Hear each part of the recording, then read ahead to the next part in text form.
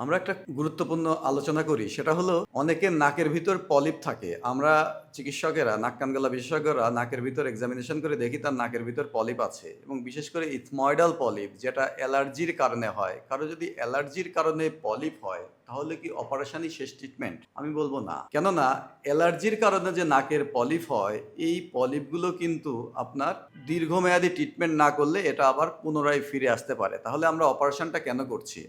আপনারা জানেন যে আমাদের নাকের চারপাশে কিছু সাইনাস আছে যেটাকে প্যারানাসাল সাইনাস বলে। এই সাইনাসের ভিতর কিছু শ্লেষ্মা ঝিল্লি বা মিউকোজা থাকে। এই মিউকোজাগুলো থেকেই কিন্তু আপনার বিশেষ করে ইথময়েড যে সাইনাসগুলো, এই সাইনাসগুলো থেকেই কিন্তু এই পলিপগুলো তৈরি হয়।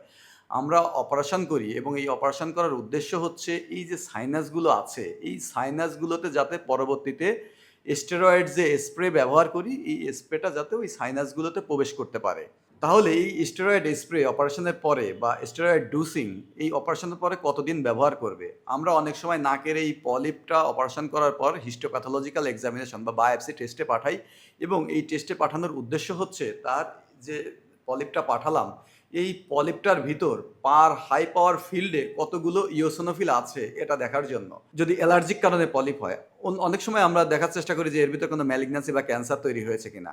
যদি অ্যালার্জির কারণে পলিপ তৈরি হয় তাহলে যদি কারো পার হাই পাওয়ার ফিল্ডে 10টার বেশি ইওসিনোফিল কাউন্ট থাকে তাকে কিন্তু সারা জীবন অপারেশনের পরেও সারা জীবন নাকের স্প্রে স্টেরয়েড স্প্রে ব্যবহার করা লাগতে পারে। তবে যদি 10টার কম আসে তাহলে মিউকোজাটা হিলিং হওয়া পর্যন্ত স্প্রে ব্যবহার করতে হয়। যখন তার সিমটম পরিপূর্ণ কন্ট্রোল হয়ে যায় তখন আর স্প্রে ব্যবহারের কোনো প্রয়োজন নেই।